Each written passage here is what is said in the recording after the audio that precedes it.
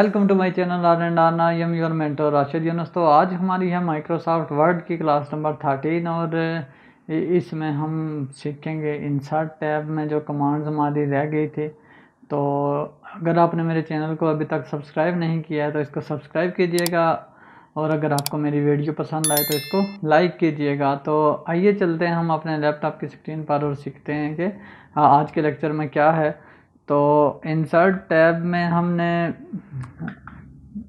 जाके तो सबसे पहले हम यहाँ पे देखेंगे पेज नंबर। यहाँ पेज नंबर तक हम ये कर चुके थे, ठीक है। पेज नंबर के बाद हमारे पास जो नेक्स्ट कमांड है वो है टेक्स्ट ग्रुप में टेक्स्ट बॉक्स, ठीक है। तो आज हम टेक्स्ट बॉक्स को पढ़ेंगे, क्विक पार्ट्स को पढ़ेंगे, वर्ड आर्ट को पढ़ेंगे, उसके बाद ड्रॉप कैप, सिग्नेचर लाइन और उसके बाद डेट एंड टाइम और ऑब्जेक्ट, ठीक है।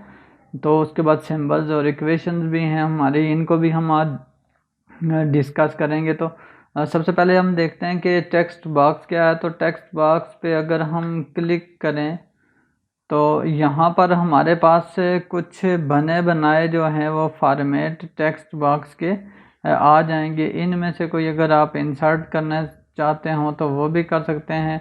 मैं ये ऑस्टिन साइड बार जो है अगर इसको करता हूँ तो यहाँ पर हम क्लिक करेंगे तो ये देखिए ये हमारे पास टेक्स्ट बॉक्स इंसर्ट हो जाएगा। अच्छा, टेक्स्ट बॉक्स इंसर्ट हम क्यों करते हैं? लेट्स सपोज अगर हमारे पास कोई पिक्चर है उसके बारे में अगर डिटेल हम देना चाहते हैं तो उसके लिए हम ये टेक्स्ट बॉक्स ऐड करते हैं। मुख्तलिफ पेनाफ्लेक्स या बैनर्स पे आपने देखा होगा ये इस तरह से बना हुआ होता है। तो उसके अलावा भी बहुत सारी चीज़ों के लिए हम अगर किसी भी चीज़ में अगर टेक्स्ट ऐड करना चाहते हैं, कोई हमारी डायग्राम, कोई शेप या कोई पिक्चर है उसके साथ, तो उसके लिए इसको यूज़ करते हैं। तो यहाँ पर सबसे पहले हमारे पास टाइटल है। टाइटल को हम अगर चेंज करना चाहते हो तो मैं इसको लर्न एंड अर्न कर देता हूँ। इसी तरह ये नीचे जो इसका टेक्स्ट है तो इसको भी आप पूरा सेलेक्ट करके डिलीट करके तो इसकी जगह पे आप कोई भी टेक्स्ट ऐड कर सकते हैं। उसके अलावा जो हमारे पास यहाँ पर इसकी एक ये शेप ऐड हुई है, इसका अगर कलर चेंज करना चाहता हूँ तो हम जो ही इस पर क्लिक करेंगे तो ये देखिए फॉर्मेट का एक टैब हमारे पास ओपन हो जाएगा। इसमें शेप फिल है, यहाँ से हम जाके तो इसका कलर चेंज कर सकते हैं। इसमें अगर कोई टेक्स्ट टाइप करना चाहते हो तो ये सारी चीज़ें मैं आपको ऑलरेडी बता चुका हूँ। ये पूरा फॉर्मेट पैनल में आपको बता चुका हूँ। तो वो सारी जो है वो फॉर्मेटिंग आप इसमें कर सकते हैं। तो अगर आप इसको यहाँ से मूव करना चाहते हो तो ये लास्ट पे जो है, मैं अगर जूम करके आपको बताऊं तो ये साइड लाइन है जहाँ पर 4 एरोज आएंगे। यहाँ पर आप इसको क्लिक करेंगे तो आपका टेक्स्ट बॉक्स सेलेक्ट हो जाएगा। आप यहाँ से पकड़ के इसको ड्रैग करके कहीं भी ले जा सकते हैं और इसको डिलीट करने के लिए आप इसी साइड लाइन पे क्लिक करेंगे और डिलीट का बटन दबा देंगे तो ये ख़त्म हो जाएगा। अच्छा, उसके बाद हम इसमें मज़ीद कुछ चीज़ें पढ़ते हैं। अगर ये एरो इस पे क्लिक करें तो यहाँ पर हमारे पास जो है ये 2 ऑप्शन हैं, ठीक है। एक है मोर टेक्स्ट बॉक्सेस फ्रॉम ऑफिस। अगर आप कोई और ये जो फॉर्मेट आपके पास ऑलरेडी बने हुए हैं, इसके अलावा अगर और कोई डाउनलोड करना चाहते हैं माइक्रोसॉफ्ट ऑफिस की वेबसाइट से तो वो भी आप डाउनलोड कर सकते हैं। और उसके बाद हमारे पास ये ड्रा टेक्स्ट बॉक्स की एक कमांड है। अगर हम इस पे क्लिक करें तो इस पे क्लिक करने के बाद हम अपनी मर्ज़ी से अपना जो वर्क एरिया उस पे कहीं पे भी जो है वो टेक्स्ट बॉक्स ऐड कर सकते हैं और उस पे हम जो भी लिखना चाहते हैं वो लिख सकते हैं। यहाँ पर आप लर्न एंड अर्न चैनल, ठीक है, ये लिख दिया मैंने। आप कुछ भी लिख सकते हैं इसमें, कलर वगैरह, इसका जो साइज़ वगैरह है वो आप यहाँ से कॉर्नर से इसको पकड़ के ड्रैग करके छोटा भी कर सकते हैं, बड़ा भी कर सकते हैं। फॉर्मेट टैब की सारी कमांड्स इस पर आप अप्लाई कर सकते हैं क्योंकि हम प्रीवियस क्लास नंबर 11 और 12 में इसको डिटेल से पढ़ चुके हैं फॉर्मेट टैब को, तो इसको दोबारा पढ़ने की ज़रूरत नहीं है। अगर किसी को समझ नहीं आए तो फिर आप मुझे यहाँ से देखें, इसका कलर चेंज कर सकते हैं। इसी तरह आउटलाइंस, इफ़ेक्ट्स वगैरह भी इसमें दे सकते हैं हम। तो ये सारी चीज़ें हम ऑलरेडी पढ़ चुके हैं। तो इसको डिलीट करने के लिए मैंने आपको बताया ये साइड लाइन पे क्लिक करेंगे और डिलीट का बटन प्रेस कर देंगे कीबोर्ड से तो ये ख़त्म हो जाएगा। उसके बाद नेक्स्ट इंसर्ट में हम पढ़ते हैं क्विक पार्ट्स, ठीक है। तो क्विक पार्ट्स में हमारे पास से ऑटो टेक्स्ट, डॉक्यूमेंट प्रॉपर्टीज़, ये फील्ड वगैरह, ये सारी चीज़ें जो हैं हम ये आगे नेक्स्ट टैब में पढ़ेंगे, इसलिए हम अभी इसको नहीं पढ़ते हैं। वर्ड आर्ट को पढ़ लेते हैं। वर्ड आर्ट पे हम क्लिक करें, यहाँ पर हमारे पास कुछ बने बनाए डिज़ाइन होते हैं, आर्ट्स होते हैं हमारे टेक्स्ट के, तो हम कोई भी अप्लाई कर सकते हैं। यहाँ पर मैं ये सिलेक्ट करके लर्न एंड अर्न लिख देता हूँ, ठीक है। यहाँ पर ये देखें, आप कोई भी अप्लाई कर सकते हैं। इसके बाद इसमें भी सारी सेटिंग्स वही हैं, ठीक है। हम यहाँ पर जाके अगर इसका कलर चेंज करना चाहें तो वो भी कर सकते हैं। इसके अलावा यहाँ पर इसका जो फिल है वो अगर हम कोई और ऐड करना चाहें तो वो भी कर सकते हैं। रीसाइज भी इसको कर सकते हैं, ठीक है। और इसको हम यहाँ से मूव भी कर सकते हैं, ठीक है। अच्छा, अब इसको अगर आपने ग्रेडियंट में चेंज करना है तो वो भी कर सकते हैं। उसके लिए आप यहाँ पे जाएंगे, ठीक है, और यहाँ पर ये देखिए ये नीचे ग्रेडियंट आता है, ठीक है। ग्रेडियंट पे क्लिक करेंगे। अच्छा, अब ग्रेडियंट होता क्या है? ग्रेडियंट होता है दो कलर्स का मिक्सचर, ठीक है। यानी आपके पास एक वाइट कलर है और एक ब्लैक है, तो आप दोनों को मिक्स करना चाहते हो कि एक साइड पे वाइट आए फिर ब्लैक में चेंज हो जाए, या ब्लैक आए और वाइट में चेंज हो जाए, तो उसको हम ग्रेडियंट कहते हैं। ग्रेडियंट दो कलर्स या दो से ज़्यादा कलर्स का मिक्सचर होता है। तो हमने पहले इसको सिलेक्ट करना है। सिलेक्ट करने के बाद अगर हम यहाँ पर आए टेक्स्ट फिल में, तो यहाँ पे ग्रेडियंट में आए तो ये यहाँ पर लास्ट पे जो हमारे पास एक कमांड है मोर ग्रेडियंट, यहाँ पर हम अपने ग्रेडियंट भी इसमें बना सकते हैं। तो आप देखिए, जब मोर ग्रेडियंट पे क्लिक करेंगे हमारे पास साइड पे एक छोटी सी विंडो ये ओपन हो जाएगी फॉर्मेट शेप की।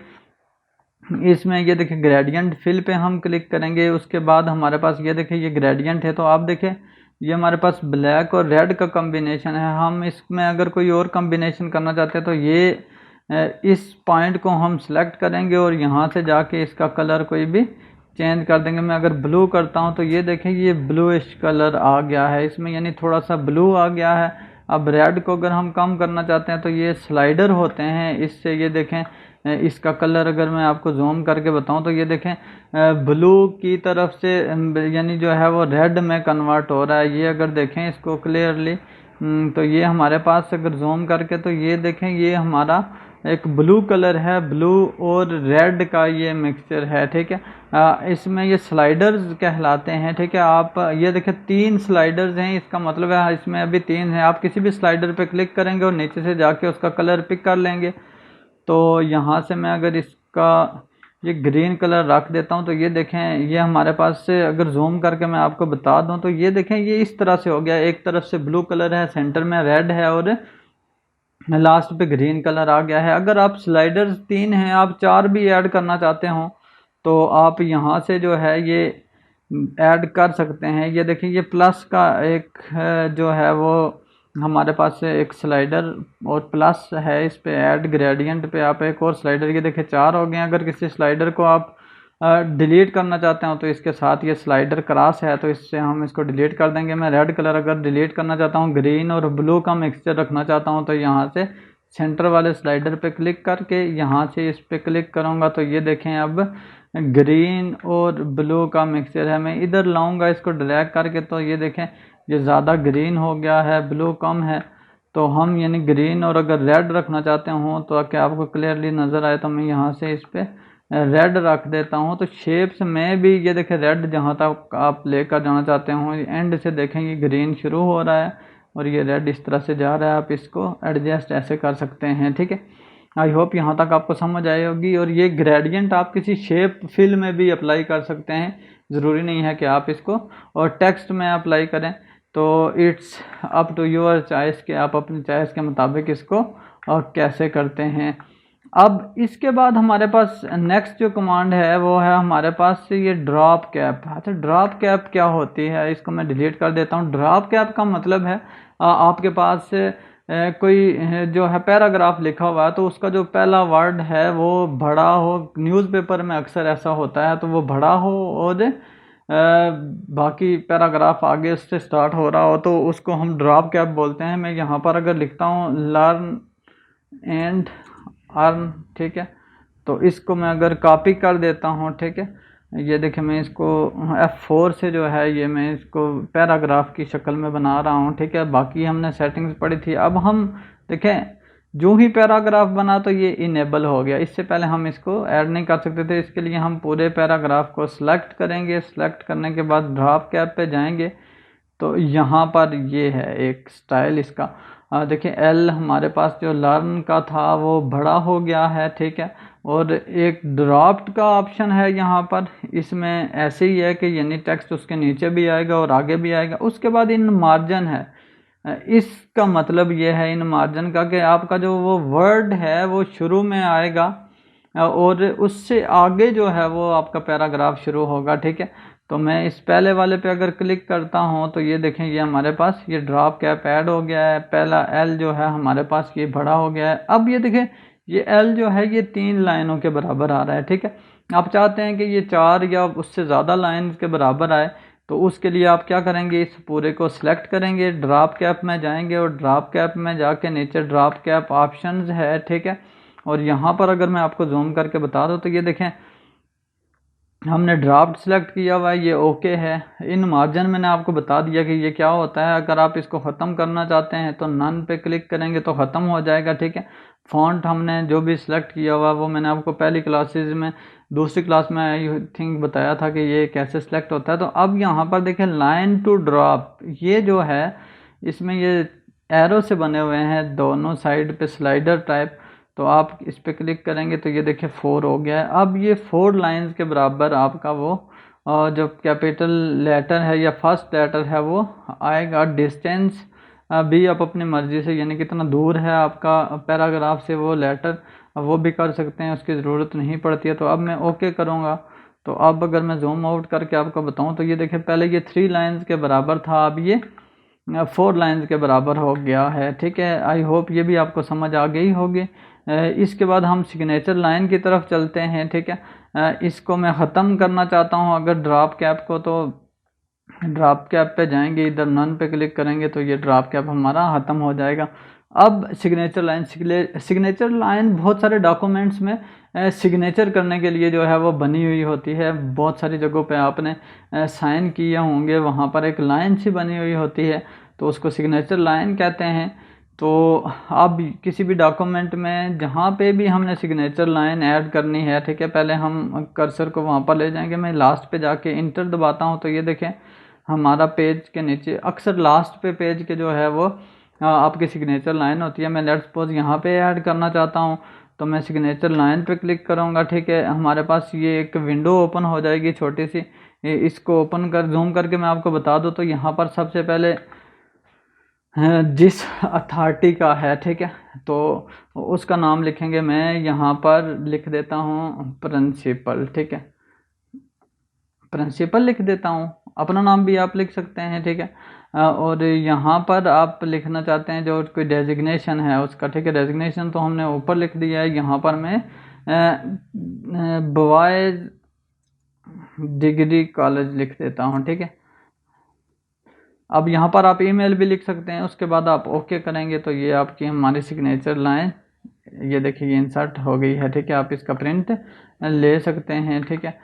अच्छा, अब यहाँ तक ये चीज़ ओके हो गई है। सिग्नेचर लाइन में इतनी कोई डिटेल नहीं है कि मैं आपको बताऊँ, जस्ट ऐसे ही है कि हम इसको कैसे इंसर्ट करते हैं और इसका मकसद क्या होता है। अच्छा, इसके बाद हमारे पास है टाइम, डेट एंड टाइम, ठीक है। डेट एंड टाइम भी अगर आप अपने डॉक्यूमेंट में किसी भी जगह पे आप इंसर्ट करना चाहते हो, ठीक है, लास्ट पे भी कर सकते हैं, पैराग्राफ में भी कर सकते हैं और उसके शुरू में भी कर सकते हैं। मैं लेट्स सपोज यहाँ पर इंसर्ट करना चाहता हूँ तो डेट एंड टाइम पे क्लिक करूँगा। अब ये विंडो हमारी ओपन हो जाएगी एक, ठीक है। इसमें ये हमारे पास मुख्तलिफ फॉर्मेट्स बने हुए हैं जिसमें टाइम भी है और डेट भी है। तो आप अगर खाली डेट इंसर्ट करना चाहते हैं तो वो भी कर सकते हैं, और उसके अलावा अगर आप टाइम इंसर्ट करना चाहते हैं वो भी कर सकते हैं। इस साइड पे हमारे पास लैंग्वेजेस हैं, ये उर्दू पाकिस्तान है, इसमें उर्दू में भी आप कर सकते हैं, ठीक है। लेकिन ये तब ही आपके पास अवेलेबल होगी जब आपके कंप्यूटर या पीसी में लैंग्वेज उर्दू इंस्टॉल्ड होगी। तो अगर नहीं है तो फिर ये यहाँ पर शो नहीं होगी। इसी तरह कैलेंडर टाइप, ये हिजरी, तो उम्मल कुरा, और ये इस तरह से हैं। आप इसको ये जो बाय डिफ़ॉल्ट लगा हुआ है इसी को रहने दे, ये ज़्यादा बेस्ट होता है। तो आप यहाँ से कोई भी चीज़ में यहाँ पर अगर ये टाइम समेत डेट ऐड करता हूँ तो ये देखें ये हमारे पास इंसर्ट हो गया।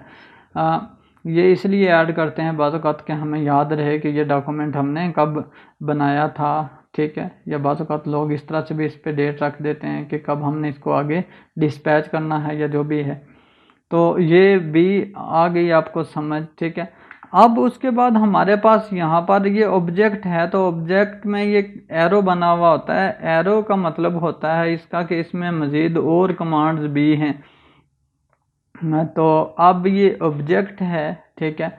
और दूसरा टेक्स्ट फ्रॉम फाइल। तो हम अगर ऑब्जेक्ट को देखें तो यहाँ पर अगर क्लिक करें तो ये हमारे पास एक नई विंडो ओपन हो गई है। इसका मतलब ये होता है कि आप इसको किसी भी और फॉर्मेट में, यानी इसमें एक्सेल में भी इसको चेंज कर सकते हैं, इसको पावर पॉइंट में भी, इसको फोटोशॉप इमेज में भी चेंज कर सकते हैं, एडोबी इलस्ट्रेटर वर्क में भी, यानी उसके बाद ऑटो कैड, बहुत सारे यानी फॉर्मेट्स यहाँ पर हैं। अगर अपनी फ़ाइल को उसमें चेंज करना चाहते हैं तो आप उसके लिए ये ऑब्जेक्ट को सेलेक्ट करेंगे। तो यहाँ पर मैं अगर एक्सेल वर्कशीट पे क्लिक करता हूँ, यहाँ पर अगर जूम करके मैं आपको बता दूँ तो ये एक्सेल की ये वर्कशीट यहाँ पर आ जाए तो हम उसी में डायरेक्टली काम करें, यानी किसी और प्रोग्राम का। लेकिन याद ये रखिएगा कि वो प्रोग्राम आपके पीसी या लैपटॉप में इंस्टॉल्ड हो। अगर इंस्टॉल्ड नहीं है, जैसे लेट सपोज ऑटो कैड है, तो मैं यहाँ से अगर उसको क्लिक करता हूँ तो वो मेरे पास अवेलेबल नहीं है, तो वो यहाँ पे ओपन नहीं होगा। आप यानी वर्क में किसी माइक्रोसॉफ्ट वर्ड में किसी दूसरे प्रोग्राम को भी ऐड कर सकते हैं, यानी उस पर काम कर सकते हैं। ये इस मकसद के लिए ऑब्जेक्ट होता है, ठीक है। तो मैं इस पर ओके करता हूँ क्योंकि मेरे सिस्टम में ये इंस्टॉल्ड है।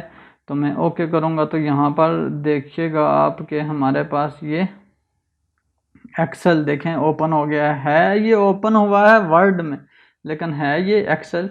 और एक्सेल हमने अभी चूँकि पढ़ा नहीं है तो आपको समझ नहीं आएगी। ये कमांड्स और ये टैब्स सारे एक्सेल के ओपन हो गए हैं। काम हम वर्ड में कर रहे हैं लेकिन एक्सेल के थ्रू कर रहे होते हैं इसमें, ठीक है। तो इसको आप अगर यहाँ से कुछ भी टाइप करें आप इसमें कर सकते हैं। ये एक्सेल शीट है, एक्सेल हम इसके बाद पढ़ेंगे, आपको फिर समझ आएगी। तो अगर इसको ख़त्म करना चाहते हैं तो आप यहाँ पर क्लिक करें अगर, तो ये ख़त्म हो जाएगा, वापस वर्ड आ जाएगा।